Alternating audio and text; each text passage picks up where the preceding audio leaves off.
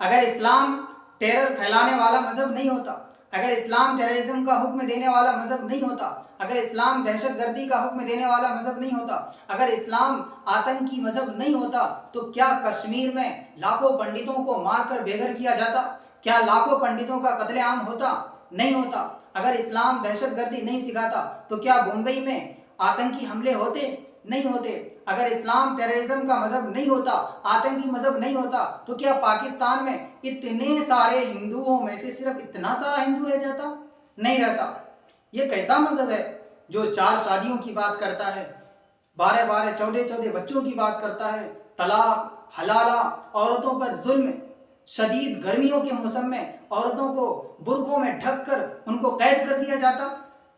बिस्मिल्लाहिर्रहमानिर्रहीम। अल्लाहुम्मा सल्ली अला सय्यिदिना मुहम्मद व अला आलि सय्यिदिना मुहम्मद व अलैहि वसल्लम। अस्सलामु अलैकुम दोस्तों, इस तरह की बदतमीज़ी, इस तरह के वाहियात, इस तरह के अहमकाना सवालात हमें रोज़ बरोज़ सोशल मीडिया पर सुनने को मिलता है कि कुछ नफ़रती लोग जो इस्लाम के ख़िलाफ़ नफ़रत फैलाने में लगे रहते हैं, इस्लाम को बदनाम करने में रहते हैं, वो इस तरह की बातें आकर सोशल मीडिया पर करते हैं। और वो ऐसे लोग होते हैं जिनके पास अपने मज़हब का 0% भी नॉलेज नहीं होता है। उनके पास ना अपने मज़हब का कुछ ज्ञान होता है, ना वो इस्लाम के बारे में कुछ जानते हैं, बस उनको नफ़रत फैलाना रहता है।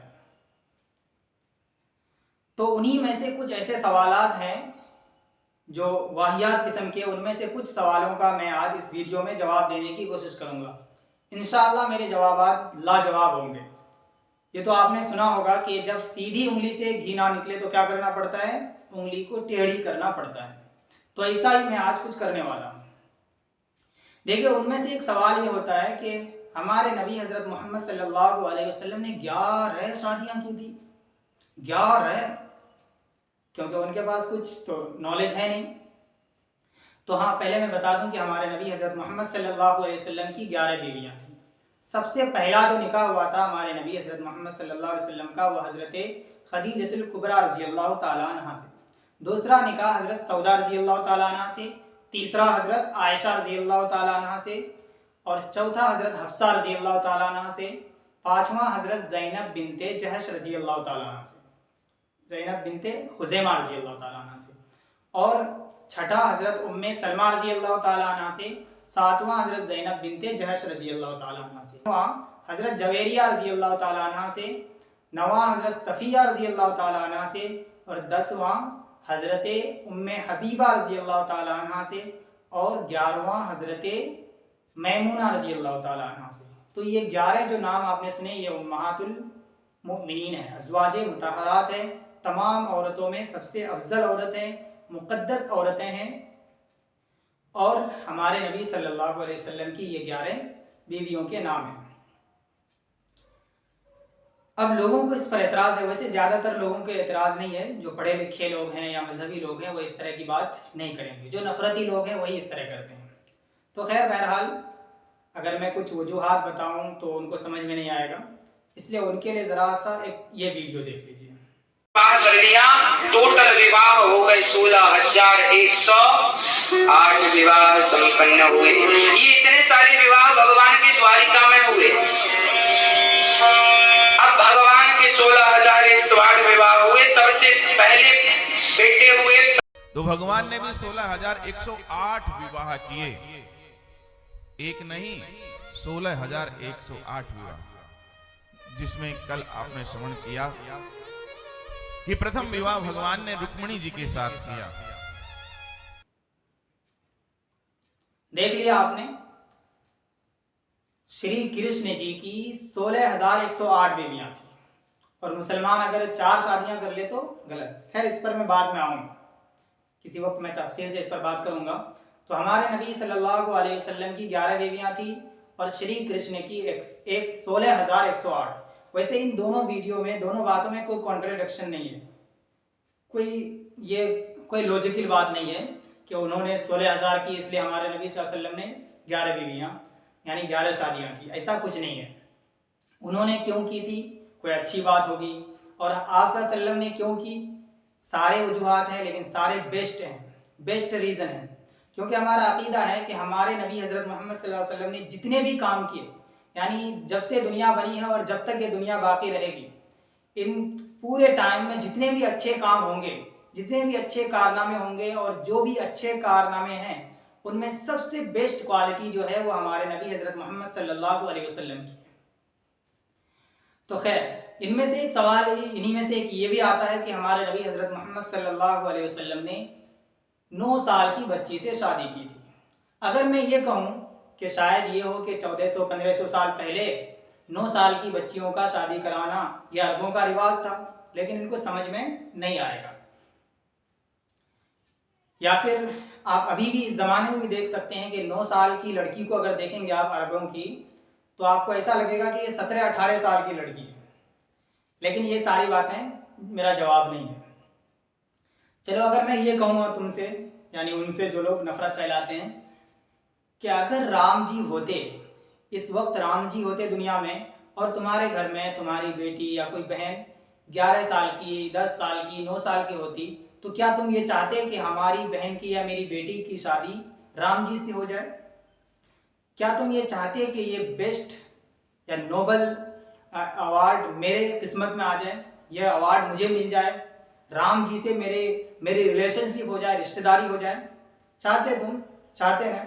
अगर कृष्ण जी होते, कृष्ण भगवान जिनको कहते हो, कृष्ण जी, अगर वो होते और वो ये कहते, या तुम ये चाहते कि मेरी बेटी का निकाह उससे हो जाए? अगर ईसा अलैहिस्सलाम होते इस दुनिया में, तो क्या कोई ईसाई ये चाहता कि मेरी बेटी का निकाह हजरत ईसा अलैहिस्सलाम से हो जाए? हर कोई चाहता। लेकिन जिनको समझ में तब भी नहीं आता है, वो थोड़ा ये वीडियो देख लीजिए। जबकि उम्र उस समय 6 साल की थी सीता जी की। सीता जी की उम्र कितने साल की थी?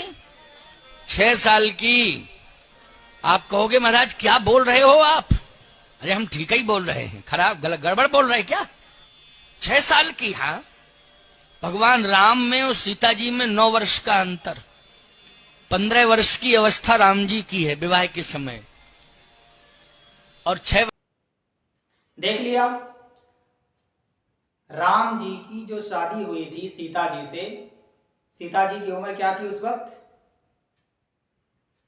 6 साल। अब उठाओ इस पर सवाल, मुंह बंद हो गया। खैर, बहरहाल, राम जी ने क्यों की थी, कोई अच्छी बात होगी। हमारे नबी सल्लम ने जो की थी, जो किए हैं, जो कुछ भी किए हैं, वो सब बेस्ट क्वालिटी है। मेरा मतलब ये नहीं है कि मैं किसी के दिल को ठेस पहुंचाऊं, क्योंकि हमारा मज़हब बिल्कुल भी इसकी परमिशन नहीं देता है कि मैं किसी के मज़हब को कुछ बुरा कहूं।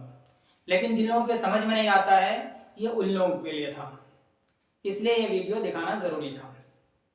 और ये सच्चाई है, कोई झूठ तो है नहीं। लेकिन भोगने वालों को कैसे भोगना होता है, मज़हब का नॉलेज है ना दुनिया का नॉलेज है उनके पास, बस नफरत फैलाना है आकर के। एक है कि इस्लाम टेररिज्म का मज़हब है, टेरर फैलाता है, क्योंकि इस्लाम, जो लोग मुसलमान हैं वही लोग पाकिस्तान में हिंदुओं पर जुल्म करते हैं, कश्मीरी पंडितों को मारकर भगाए। चलो, अगर मान भी लेते हैं 1 मिनट के लिए कि इस्लाम टेररिज्म का मज़हब है, इस्लाम टेरर फैलाता है, तो बताओ अरब के मुल्क में, सऊदी अरब में कितने हिंदू रहते हैं? अगर इस्लाम टेररिज्म का मज़हब होता तो क्या सऊदी अरब में अब तक वो हिंदू जिंदा रहते? नहीं रहते। लबनान में हिंदू रहते हैं, दुबई में रहते हैं, ईरान में रहते हैं। ईरान के लोग, अभी ईरानी लोग सारे, इतने सारे ड्रोन्स, मिसाइल्स इसराइल पर मार रहे हैं। अगर इस्लाम टेररिज्म का हुक्म देता बिला वजह किसी को मारने का, तो एक ही मिसाइल मार देते, सारे हिंदुओं को वहाँ जमा करके सब खत्म हो जाता। लेकिन ऐसा नहीं।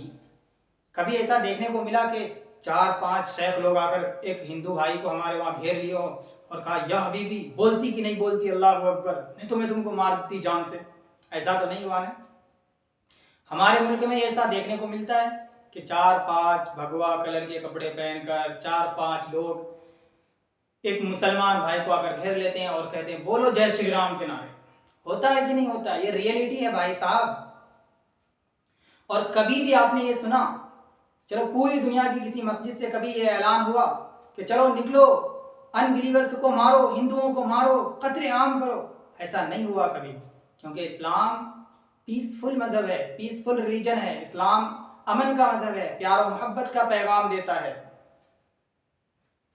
और ये जो 3 तलाक पर जो लोग बोलते हैं कि 3 तलाक 3 तलाक 3 तलाक क्या है, तो खूब अच्छी तरह समझ लीजिए। वैसे मैं कोई मुफ्ती नहीं हूँ, सिर्फ इतना बता दूँ कि 3 तलाक या तलाक जायज़ ही नहीं है इस्लाम में। तलाक कुछ जायज़ नहीं है। ये क्या कह दिया भाई?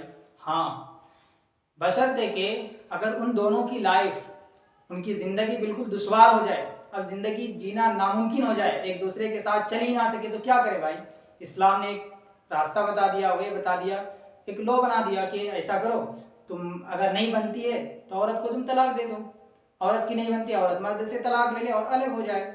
और मर्द को ये हुक्म है कि अगर तुम्हारे पास इतनी वसाअत है, अगर तुम इस काबिल हो कि तुम उसकी कहीं शादी करा सकते हो, तो उसकी कहीं शादी करा दो सही तरीके से।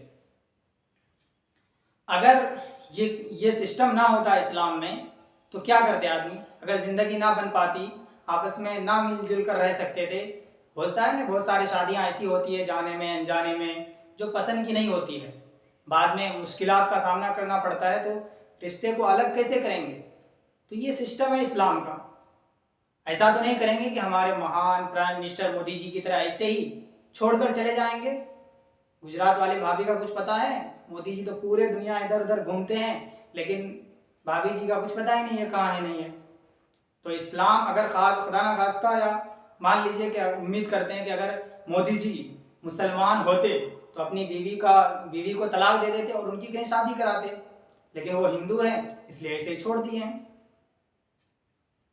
और हिंदुओं में भी छोड़ते हैं, ऐसे ही छोड़ देते हैं, क्योंकि तलाक का सिस्टम नहीं है और सोचते हैं कि हमारे यहाँ औरतों पर जुल्म ही नहीं होता है।